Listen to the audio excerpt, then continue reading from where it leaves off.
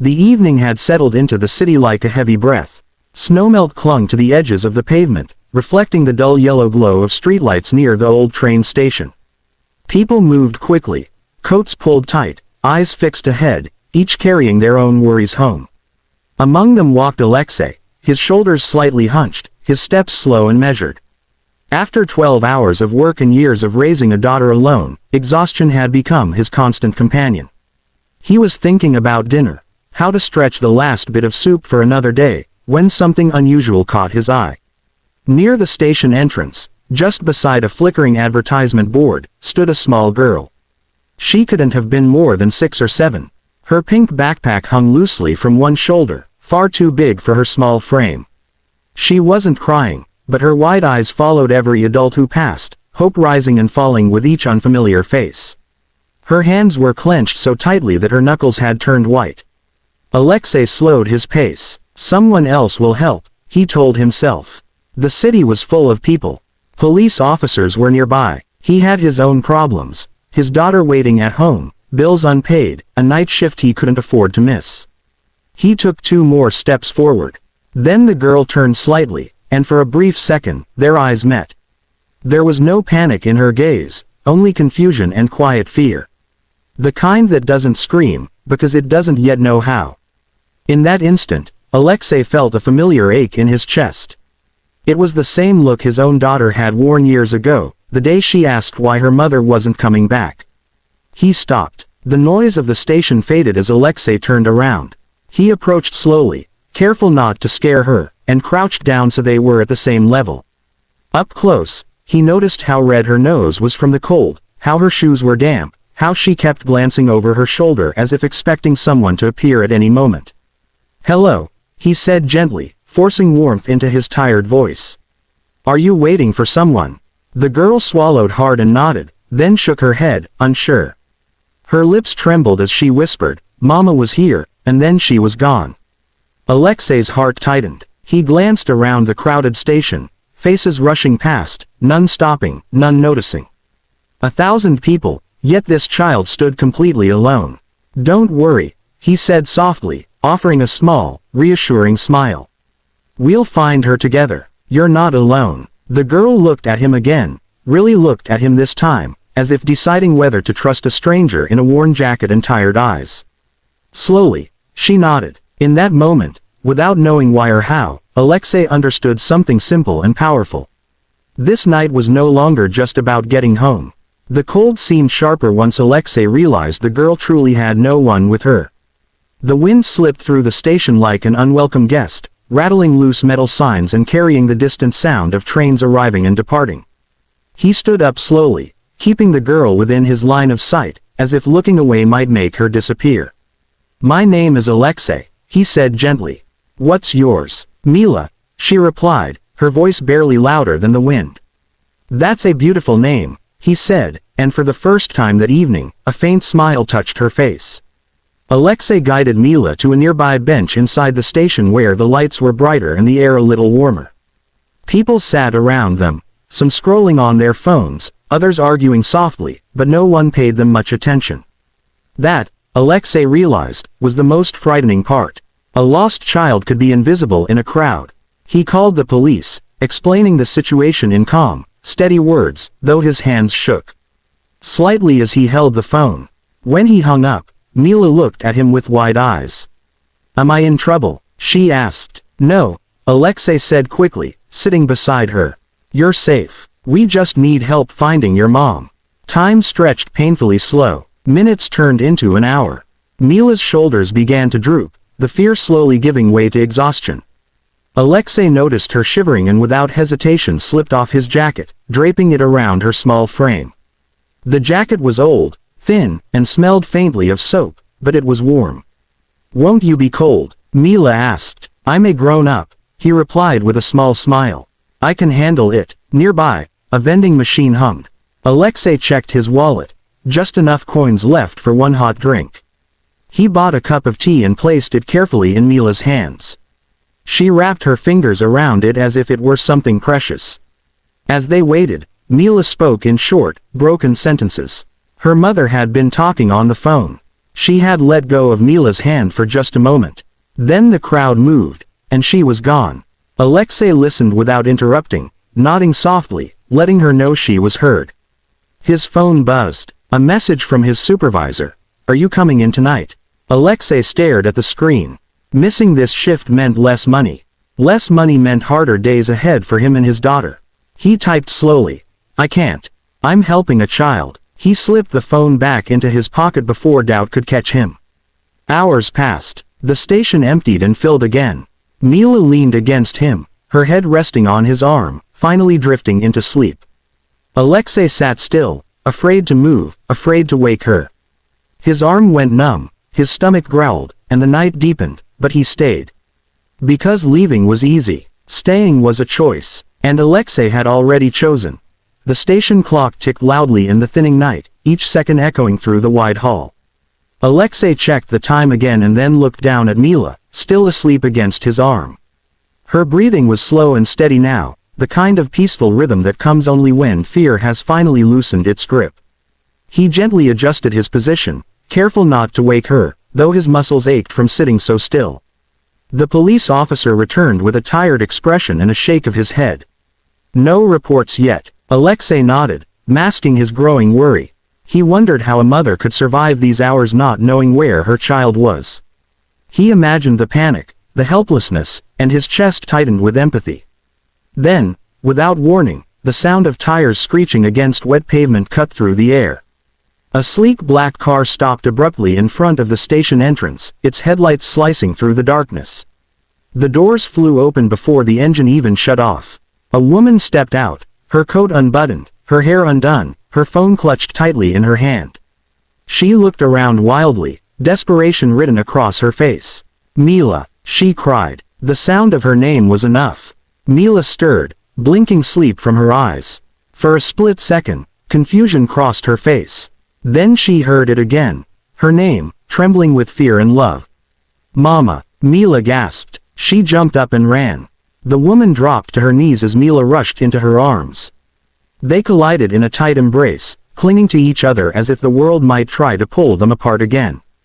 The mother pressed her face into Mila's hair, sobbing openly, whispering words that spilled out too fast to understand. Apologies, prayers, promises never to let go again. People stopped. Conversations died mid-sentence. Even the constant noise of the station seemed to soften, as if the world itself was holding its breath.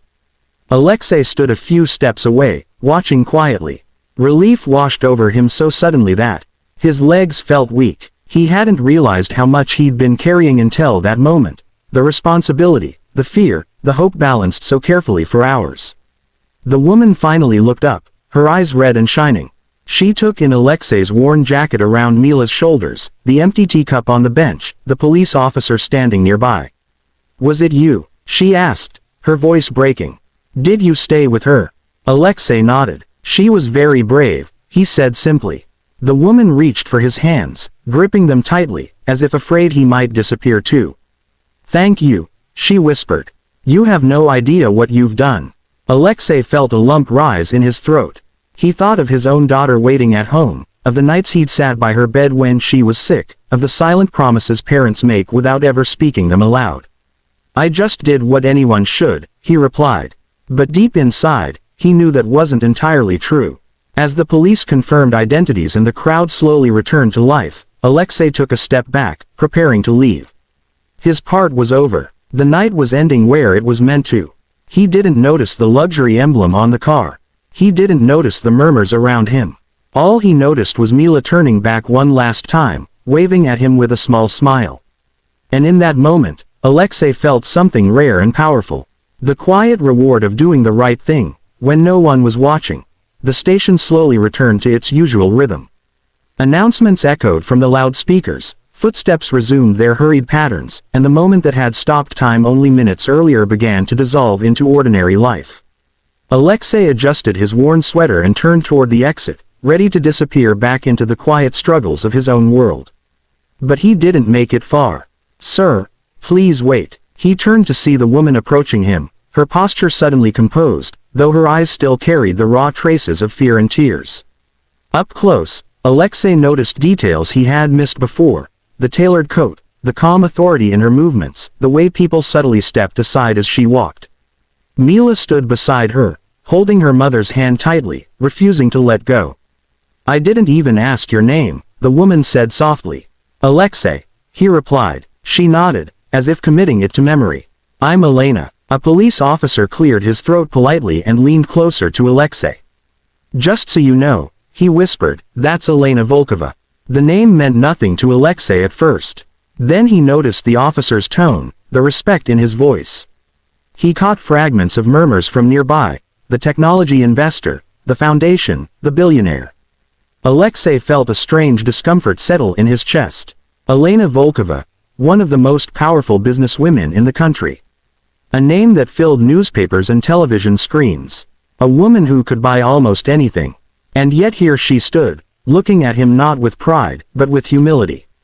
"You stayed with my daughter for hours," Elena said. "You missed your work. You used your own money." "Why?" Alexei hesitated. No one had ever asked him that before. Acts of kindness rarely came with interviews. "She was alone," he said at last. "No child should feel alone." Elena's breath caught. For the first time since their meeting, she looked away, blinking rapidly.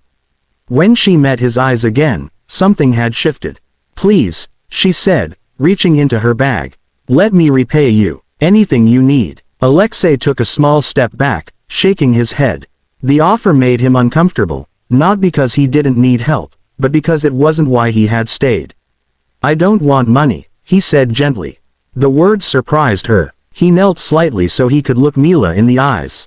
She was watching him closely, as if afraid this was another goodbye. "Just promise me something," Alexei continued, turning back to Elena. "No matter how busy you are, never let her feel invisible again." Silence fell between them. The station noise faded once more, but this time it wasn't dramatic, it was deeply personal. Elena's face crumpled, not with grief, but with realization. She pulled Mila closer, wrapping both arms around her as if shielding her from the world. "I promise," she whispered. Alexei straightened up. That was all he needed. As he turned to leave, Elena watched him walk away, a man with nothing extraordinary about his appearance, yet carrying a kind of wealth she had nearly forgotten. And for the first time in many years, Elena Volkova understood something priceless. Power could open doors, money could solve problems, but kindness could change hearts. Life returned to its familiar rhythm, as if that night at the station had been nothing more than a brief interruption. Alexei woke early the next morning to the sound of his alarm and the quiet breathing of his daughter in the next room. The small apartment was cold, the walls thin, the kitchen nearly empty, but it was home. He made tea, just as he always did, and tried not to think about the missed shift or the unpaid bills stacked neatly on the table. He never spoke about the night again. To him, it wasn't a story worth telling.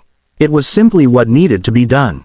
Days passed, then weeks. One afternoon, as Alexei was walking home from work, his phone rang from an unfamiliar number. He almost ignored it. Unknown calls usually brought bad news, but something made him answer. "Is this Alexei Ivanov?" a calm voice asked. "Yes, my name is Elena Volkova. We met at the train station." For a moment, he couldn't speak. The memory rushed back. The lost girl, the cold bench, the promise made in silence. "I hope I'm not disturbing you," Elena continued.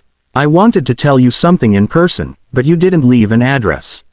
They spoke briefly. No long explanations. No dramatic gratitude. 2 days later, a letter arrived. Inside was not money, but answers. Alexei learned that his lingering debts had been cleared anonymously.